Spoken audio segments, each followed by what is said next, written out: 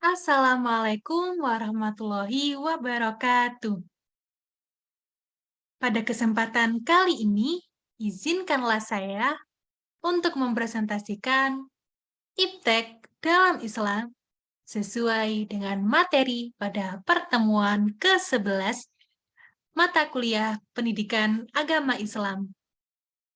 Dengan saya, Hafizina Ronaki Binurillah, NIM 21502071144 dari kelas 1 HL, Program Studi Pemanfaatan Sumber Daya Perikanan, jurusan Pemanfaatan Sumber Daya Perikanan dan Kelautan, Fakultas Perikanan dan Ilmu Kelautan, Universitas Brawijaya.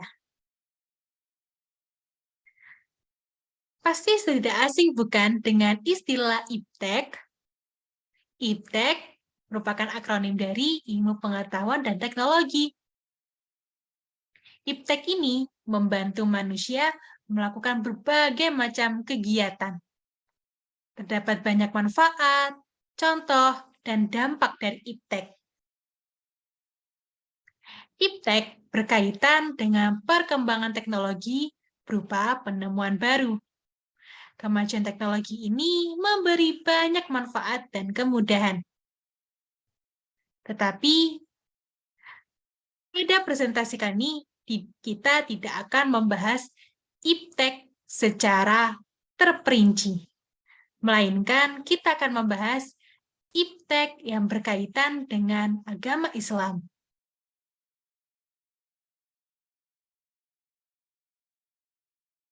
Kita awali dengan definisi dan urgensi sains. Definisi sains didapat dari Kamus Besar Bahasa Indonesia atau KBBI. Menurut KBBI, arti ilmu pengetahuan adalah gabungan berbagai pengetahuan yang disusun secara logis dan bersistem dengan memperhitungkan sebab dan akibat. Definisi ilmu pengetahuan semakna dengan sains yang disebutkan dalam KBBI antara lain yang pertama, ilmu pengetahuan pada umumnya. Berikutnya, pengetahuan sistematis tentang alam dan dunia fisik. Termasuk di dalamnya ada botani, fisika, kimia, geologi, zoologi, dan sebagainya, serta ilmu pengetahuan alam. Adapun pengetahuan sistematis yang diperoleh dari sesuatu observasi, penelitian, dan uji coba yang mengarah pada penentuan sifat dasar atau prinsip sesuatu yang sedang diselidiki, dipelajari, dan sebagainya. Lantas, bagaimana urgensi sains? Perlu diketahui, sains menjelma menjadi instrumen untuk mengukur kemajuan peradaban. Terbukti saat ini peradaban Islam dianggap mengalami kemunduran karena tidak banyak berperan dalam bidang sains dan teknologi. Hal tersebut menunjukkan bahwa betapa pentingnya sains di masa sekarang. Seperti apa sejarah perkembangan sains di dunia Islam? Sudah kita ketahui bersama bahwa starting point bagi perkembangan ilmu-ilmu di dunia Islam adalah wahyu. Terdapat banyak dalil yang menunjukkan Islam mengajarkan tradisi ilmu secara implisit, baik dari Al-Quran maupun hadis. Yakni pada Quran Surat Al-Alaq, surat ke-96, ayat yang pertama, yang berbunyi, A'udzubillahi minasyaitonirrajim. Bismillahirrahmanirrahim. Iqra' bismi rabbikal ladzi khalaq. Khalaqal insana min 'alaq. Yang artinya, bacalah dengan menyebut nama Tuhanmu yang menciptakan. Dari ayat tersebut dapat diketahui bahwa ada perintah membaca yang menunjukkan tradisi pengetahuan. Selanjutnya, Quran Surat Al-Qalam, surat ke-68, ayat yang pertama yang berbunyi A'udzubillahi minasyaitonirrajim. Bismillahirrahmanirrahim. Nun wal qalami wama yasturun. Artinya, nun demi pena dan apa yang mereka tuliskan. Dari ayat tersebut dapat diketahui bahwa Allah bersumpah. Berarti betapa pentingnya menulis yang menunjukkan tradisi pengetahuan. Pernah tidak mendengar afala tatafakkarun? Yang artinya apakah kamu tidak memikirkan? Pasti sudah tidak asing, bukan? Yap, berkali-kali Allah menyebutkannya dalam Al-Quran. Dapat diketahui bahwa berpikir merupakan salah satu perintah dalam agama Islam. Selanjutnya, dalil dari Quran Surat Al-Mulk, surat ke-67, ayat keempat, yang berbunyi, A'udzubillahi minasyaitonirrajim. Summa raji'al basara karratain yanqalib ilaika al-basaru khasi'aw wa huwa hasir. Yang artinya, kemudian ulangi pandanganmu sekali lagi dan sekali lagi. Niscaya pandanganmu akan kembali kepadamu tanpa menemukan cacat, dan ia pandanganmu dalam keadaan letih. Dari ayat tersebut dapat diketahui bahwa Islam mengajarkan untuk mengamati secara berulang kali. Masih pada Quran Surat Al-Mulk, surat ke-67, yakni pada ayat ke-10, yang berbunyi, A'udzubillahi minasyaitonirrajim. Wa qalu law kunna nasma'u aw naqilu ma kunna fi ashabis sa'ir. Yang artinya, mereka berkata, sekiranya dahulu kami mendengarkan atau memikirkan peringatan itu, tentulah kami tidak termasuk penghuni neraka yang menyala-nyala.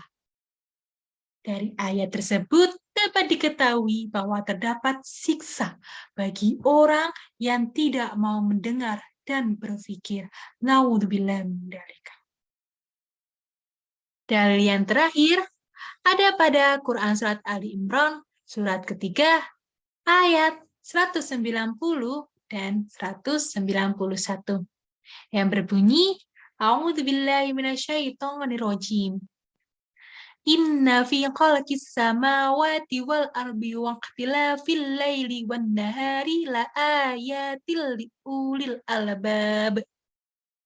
Alladzina yadhkuruna Allaha qiyaman wa qu'udan wa 'ala junubihim wa yatafakkaruna fi khalqis samawati wal ardi.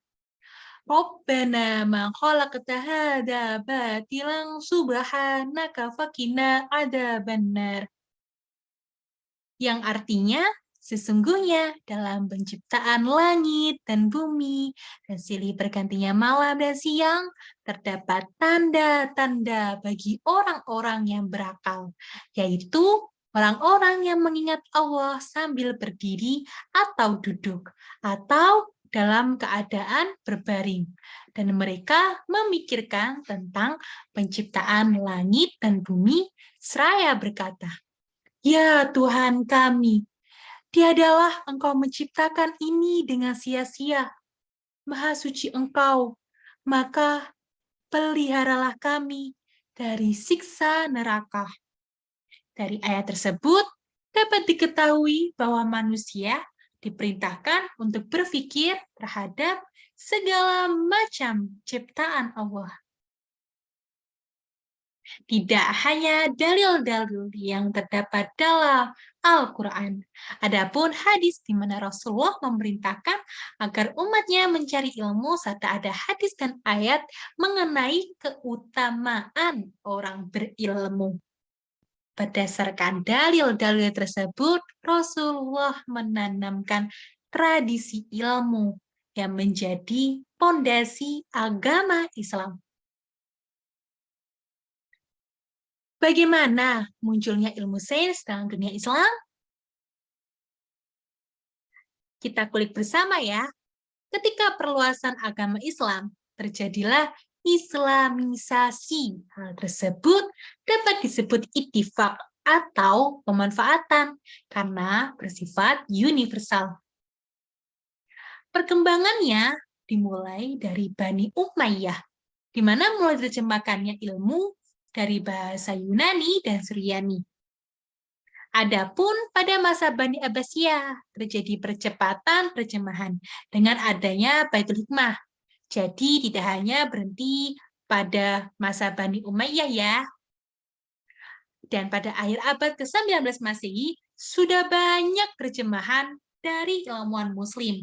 Salah satunya adalah Ibnu Sina. Perlu kita ketahui bagaimana sains bagi Islam. Sains di masa perkembangan Islam berjalan cepat. Terbukti adanya ilmuwan At-Tabari. Selain itu, muncul pula angka Arab. Ilmu-ilmu eksakta juga bermunculan, misalnya matematika, berupa ilmu aljabar dan algoritma yang telah dikoreksi oleh ilmuwan-ilmuwan Islam. Tidak hanya itu, terdapat banyak ilmu-ilmu lainnya seperti ilmu astronomi, ilmu kimia, dan masih banyak lagi. Ilmu-ilmu tersebut telah mendapat pengaruh dari ilmuwan Muslim. Dunia Islam juga menciptakan berbagai hal seperti sabun, global, parfum yang tahan bertahun-tahun, dan lain-lain. Selain itu, banyak bermunculan penerjemah Muslim yang menerjemahkan berbagai macam ilmu. Kita melangkah pada pembahasan berikutnya, yakni sikap ulama terhadap sains. Sikap ulama terhadap sains adalah tidak menentang, meskipun disebut ilmu kasbi. Apa itu ilmu kasbi? Ilmu kasbi merupakan ilmu yang tidak diajarkan oleh Rasulullah. Berikut dalil-dalilnya. Ini pada Quran surat Al-Baqarah surat kedua ayat ke-29, yang artinya, dialah Allah yang menciptakan segala apa yang ada di bumi untukmu. Kemudian dia menuju ke langit. Lalu dia menyempurnakannya menjadi 7 langit. Dan dia maha mengetahui segala sesuatu. Dalil berikutnya pada Quran surat Al-Luqman surat ke-30 ayat ke-20. Tidakkah kamu memperhatikan bahwa Allah telah menundukkan apa yang ada di langit dan apa yang ada di bumi untuk kepentinganmu dan menyempurnakan nikmat-Nya untukmu lahir dan batin. Tetapi di antara manusia ada yang membantah tentang keesaan Allah tanpa ilmu atau petunjuk dan tanpa kitab yang memberi penerangan. Tidak hanya dalil-dalil tersebut, masih terdapat banyak dalil lainnya mengenai bukti sikap ulama terhadap sains. Yakni pada Quran surat Al-Anfal surat ke-8 ayat ke-60. Dan persiapkanlah dengan segala kemampuan untuk menghadapi mereka dengan kekuatan yang kamu miliki. Dan dari pasukan berkuda yang dapat menggentarkan musuh Allah, musuhmu dan orang-orang selain mereka, yang kamu tidak mengetahuinya, tetapi Allah mengetahuinya. Adapun hadis-hadisnya, yakni pada hadis riwayat Muslim nomor 1358. Hadis ini berupa potongan ya. Nabi SAW bersabda, sekiranya mereka tidak melakukannya, kurma itu akan tetap baik. Tapi setelah itu ternyata kurma tersebut tumbuh dalam keadaan rusak. Hingga suatu saat Nabi SAW melewati mereka lagi dan melihat hal itu, beliau bertanya, ada apa dengan pohon kurma kalian? Mereka menjawab, bukankah Anda telah mengatakan hal ini dan hal itu? Beliau lalu bersabda, kalian lebih mengetahui urusan dunia kalian. Selain itu, adapun hadis riwayat Muslim nomor 2664 Hadis ini juga bentuknya panjang ya. Berikut potongan hadisnya. Rasulullah SAW bersabda, seorang muslim yang kuat lebih baik dan lebih dicintai Allah daripada mukmin yang lemah. Namun, pada masing-masingnya ada kebaikan. Bersemangatlah kepada apa saja yang bermanfaat untukmu.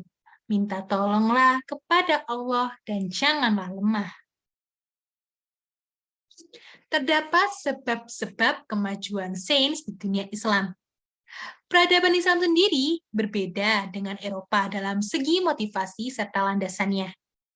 Pada agama Islam terdapat tuntutan ilmu dakwah Islam yang merangsang pemeluknya untuk belajar berkaitan dengan hidup. Menurut Syamsuddin Arif, penyebab kemajuan Islam antara lain ajaran Islam membentuk manusia unggul, motivasi agama, faktor sosial politik yang aman dan stabil, ekonomi yang baik, dan dukungan serta perlindungan penguasa.